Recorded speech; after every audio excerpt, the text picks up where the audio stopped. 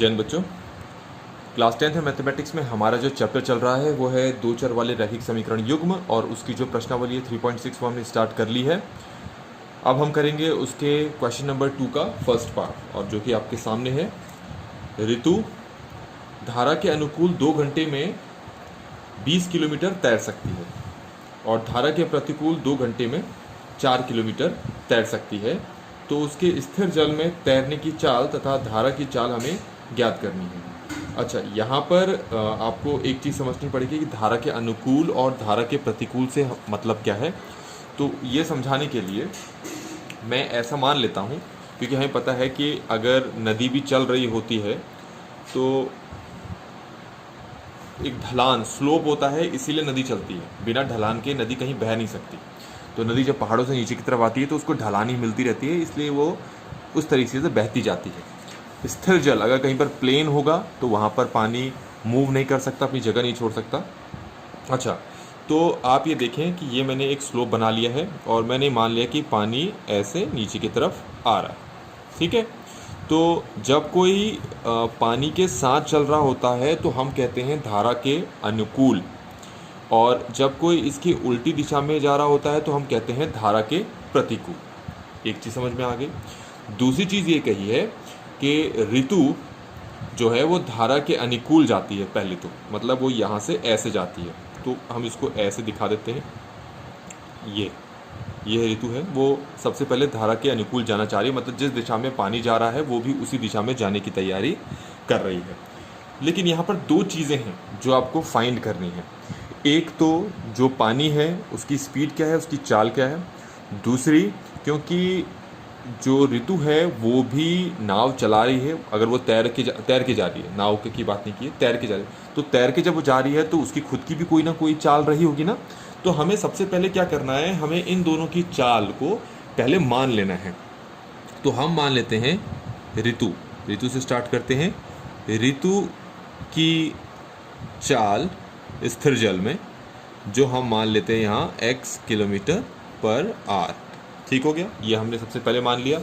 अच्छा, दूसरा क्या है, दूसरा है धारा की चाल। तो धारा की चाल, तो धारा की चाल हम मान ले यहाँ पर y किलोमीटर पर आवर। तो सबसे पहले काम हमने ये कर लिया कि जिन दो चीज़ों को आपको फाइंड करना है इस क्वेश्चन में, वो दोनों चीज़ें हमने अपनी तरफ से यहाँ पर मान ली हैं।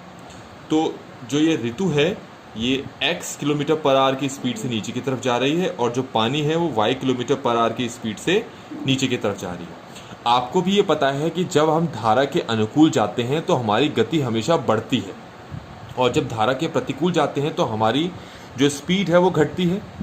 ठीक है, तो इसका मतलब ये हुआ जब ये धारा के अनुकूल जाएगी तो जो नेट स्पीड होगी, कुल स्पीड होगी ऋतु की, वो कितनी होगी, उसकी खुद की स्पीड होगी प्लस धारा की स्पीड।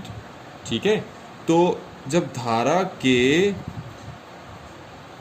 अनुकूल, अगर हम ये माने धारा के अनुकूल ऋतु की चाल, तो ऋतु किस चाल से जा रही होगी अगर वो धारा के अनुकूल जा रही है। सिंपल है, धारा के अनुकूल जाने पर ऋतु को धारा की जो चाल है वो भी मिल जाएगी, तो कुल जो गति होगी जिससे ऋतु जारी होगी वो होगी x + y kilometre per hour. ठीक हो गया। दूसरा, अगर ऋतु धारा के प्रतिकूल जाती है तो हम ये ले लेते हैं धारा के प्रतिकूल ऋतु की चाल। ठीक है, इसका मतलब क्या है कि इसको समझाने के लिए मैं फिर से डायग्राम एक बार यहाँ पर बनाता हूँ। जैसे ये हमने मान लिया, तो ये पानी नीचे की तरफ आ रहा है, धारा की स्पीड है y किलोमीटर पर आवर, और जो ऋतु है, ठीक है, पहले मैंने वो नाव बना दी थी, नाव नहीं मतलब वो तैर के जा रही है, वो ऊपर की तरफ जा रही है, इसकी स्पीड x है।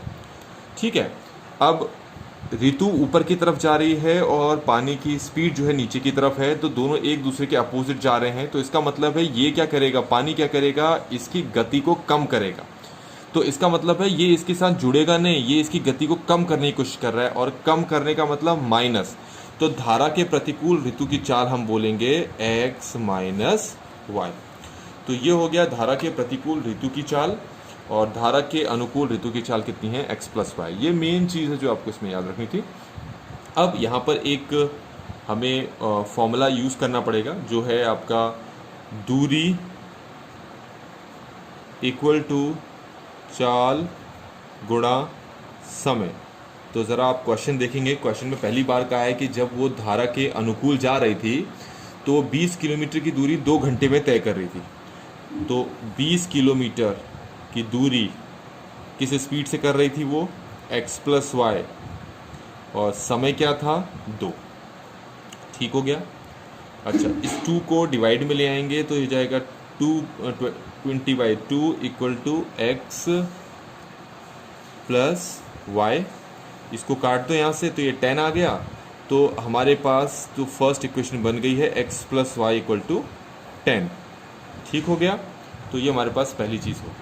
अब दूसरी चीज़ क्या देखनी है, इसके बाद ये कहा है, अगर सेकंड स्टेटमेंट देखिए उसमें कहा है कि अगर वो धारा के प्रतिकूल चलती है तो वो 2 घंटे में 4 किलोमीटर तैर सकती है। तो कितनी दूरी तय कर रही है वो, 4 किलोमीटर। कितने समय में, 2 घंटे में।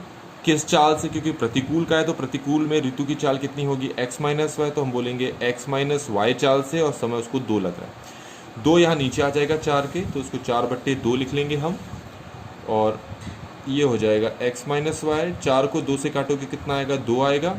तो इक्वेशन हमारे पास बन गई x minus y equal to 2। इस तरीके से हमारे पास ये दूसरी इक्वेशन का निर्माण हो चुका है। तो हमारे पास दोनों इक्वेशन आराम से हमने इन दोनों को बना लिया है। अब इनको सॉल्व भी हम आसानी से कर सकते हैं, तो विलोपन विधि का इस्तेमाल करते हैं। तो x plus y equal to 10 लिखा, और दूसरी इक्वेशन क्या है, x minus y equal to 2। अब क्या करेंगे, यहाँ पर मुझे y को एलिमिनेट करना है, तो उसके आगे के साइन अपोजिट हैं और गुणांक भी एक जैसे हैं। तो ये दोनों जो समीकरण हैं ये जुड़ जाएंगे। तो जुड़ने पे ये दोनों कट गए। x प्लस एक्स कितना हो गया, 2x, और 10 को 2 से जोड़ोगे तो कितना आएगा, 12, और 2 को 12 के नीचे ले जाओगे तो आपके पास x आ जाएगा 12/2। तो इसको इससे काटोगे तो x का मान कितना आ गया, 6। मतलब जो ऋतु की चाल स्थिर जल में है वो है 6 किलोमीटर पर आवर। x निकाल दिया तो हम y भी निकालेंगे। तो ये जो x का मान है इसको दोनों में से किसी भी समीकरण में रख सकते हो। अगर मैं इसमें रखता हूँ यहाँ इस x की जगह, तो 6 प्लस वाई इक्वल टू 10, और 6 को अगर वहाँ शिफ्ट करते हैं तो होता है 10 माइनस 6। इसको हमने यहाँ शिफ्ट कर दिया तो ये माइनस में हो गया ना। तो 10 माइनस 6 कितना होगा, 4। इसका मतलब है कि 4 किलोमीटर पर आवर ये किसकी चाल है, धारा की, और 6 किलोमीटर पर आवर ये किसकी चाल है, ऋतु की। तो ऋतु इस चाल से, ऋतु की जो एक्चुअल चाल थी वो ये थी, और धारा की जो एक्चुअल चाल थी वो ये थी। तो इस तरीके से हमारे पास ये क्वेश्चन यहीं पर फिनिश होता है। अगर वीडियो आपको अच्छी लगी हो तो लाइक तो ज़रूर कीजिएगा, शेयर करें अपने दोस्तों के साथ, और चैनल को सब्सक्राइब नहीं किया तो चैनल को सब्सक्राइब कर लें, कुछ नहीं जाता उसमें। थैंक यू सो मच, जय हिंद।